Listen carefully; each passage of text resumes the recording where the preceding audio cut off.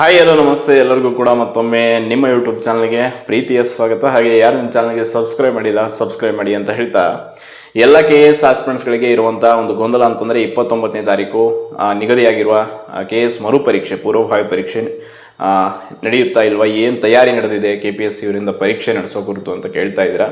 So ಒಂದಂತೂ ಸ್ಪಷ್ಟವಾಗಿದೆ, ನಿನ್ನೆ ಆಲ್ರೆಡಿ ನಿಮ್ಗೆ ಗೊತ್ತಿರಬಹುದು, KPSC ವತಿಯಿಂದ ಅಧಿಕೃತವಾಗಿ ವೇಳಾಪಟ್ಟಿಯನ್ನು ಕೂಡ ಬಿಡುಗಡೆ ಮಾಡಿ ಆಗಿದೆ. ಸೊ 100% ಈಗ ಅವರು ಒಂದು ಕಾನ್ಫಿಡೆನ್ಸಲ್ಲಿ ಇರೋದು ಏನು ಅಂತಂದರೆ ಪರೀಕ್ಷೆಯನ್ನು ಮಾಡೋದು. ಸೊ ಈಗ ಹಾಲ್ ಟಿಕೆಟ್ ಯಾವಾಗ ರಿಲೀಸ್ ಆಗ್ಬೋದು ಅಂತ ಕೇಳ್ತಾ ಇದ್ರಿ. ಇವತ್ತು ಅಥವಾ ನಾಳೆಯಲ್ಲಿ ಹಾಲ್ ಟಿಕೆಟನ್ನು ಕೂಡ ಬಿಡ್ತಾರೆ. ಸೊ ಪರೀಕ್ಷೆ ನಡೆಸ್ತಾರೆ.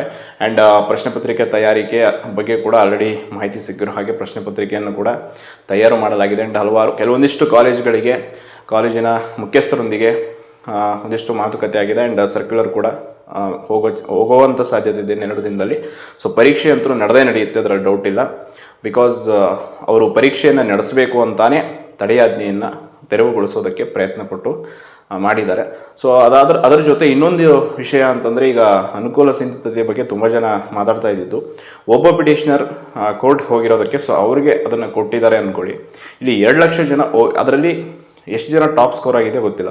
ಬಟ್ ಅವರೆಲ್ಲರೂ ಕೂಡ ಹೋಗಿದ್ದಾರೆ, ಎಲ್ರಿಗೂ ಸಿಗ್ತಿತ್ತಾ? ಈಗ ನಾವೆಲ್ಲರೂ ಹೋಗ್ತೀವಿ, ಅದು ಇದು ದಿಸ್ ಈಸ್ ಅನ್ವಾಂಟೆಡ್. ಈಗ ಸದ್ಯಕ್ಕೆ ಅವು ಯಾವುದು ಕೂಡ ಆಗಲ್ಲ. ಬಿಕಾಸ್ ಈಗ ಓನ್ಲಿ ನೀವು ಕಾನ್ಸಂಟ್ರೇಟ್ ಮಾಡಬೇಕಾಗಿರೋದು ನಿಮ್ಮ ಪೂರ್ವಭಾವಿ ಪರೀಕ್ಷೆಯ ಮೇಲೆ, ಆಯಿತಾ? ಅದನ್ನಷ್ಟೇ ನೀವು ಕಾನ್ಸಂಟ್ರೇಟ್ ಮಾಡಬೇಕು. ನಂತರ ಇನ್ಜಸ್ಟಿಸ್ ಆಗುತ್ತೆ, ಅದಾಗುತ್ತೆ, ಇದಾಗುತ್ತೆ ಅಂತ ಕೂಡ ಕೆಲವರು ಹೇಳ್ತಾ ಇದ್ದೀರಾ.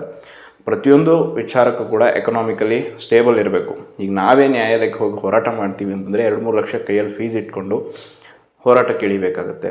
ಅವೆಲ್ಲ ಈಗ ಸದ್ಯದ ಪರಿಸ್ಥಿತಿಯಲ್ಲಿ ತುಂಬ ನಿಮಗೆ ಬರ್ಡನ್ ಆಗುತ್ತೆ. ಸೊ ಆ ಕಾರಣಕ್ಕೆ ಹೇಳ್ತಾ ಇದ್ದೀನಿ. ಆ್ಯಂಡ್ ಹಾಗೆ ಇನ್ನೊಂದು ಮುಖ್ಯವಾದ ವಿಚಾರ ಏನಪ್ಪ ಅಂತಂದರೆ, 19ನೇ ತಾರೀಕು ಅಂದರೆ ನಾಳೆ ಬೆಂಗಳೂರು ನ್ಯಾಯಾಲಯದಲ್ಲಿ ಕೂಡ ಒಂದು ಪ್ರಿನ್ಸಿಪಲ್ ಬೆಂಚಲ್ಲಿ ಒಂದು ವಿಚಾರಣೆ ಇದೆ KS ಮರುಪರೀಕ್ಷೆದು. ಸೇಮ್ ಧಾರವಾಡ ರೀತಿ ಇಲ್ಲಿ ಕೂಡ ಅರ್ಜಿ ಹಾಕಲಾಗಿದೆ. ಬಟ್ ಅದೇನು ಎಫೆಕ್ಟ್ ಆಗುತ್ತಾ ಇಲ್ವಾ ಅನ್ನೋದು ನೀವು ನಿಮ್ಮ ವ್ಯಾಪ್ತಿಗೆ ಮೀರಿದ್ದದು, ಅದ್ರ ಬಗ್ಗೆ ತಲೆ ಕೆಡಿಸ್ಕೊಳ್ಳೋಕೆ ಹೋಗಬೇಡಿ. ಬಿಕಾಸ್ ಕೋರ್ಟು ವಿಷಯಗಳು ಏನೇ ಇದ್ದರೂ ಕೂಡ ಅದನ್ನು KPSC ಅವರು ನೋಡ್ಕೊಳ್ತಾರೆ. ಆ್ಯಂಡ್ ಅದು ಏನಾಗಬೇಕಾಗುತ್ತೆ. ಸೊ ಅದ್ರ ಬಗ್ಗೆ ನೀವು ತಲೆ ಕೆಡಿಸ್ಕೊಳ್ಳೋದು ಬಿಟ್ಟು ನಿಮ್ಮ ಒಂದು ಪರೀಕ್ಷೆಯ ಬಗ್ಗೆ ಕಾನ್ಸಂಟ್ರೇಟ್ ಮಾಡಿ.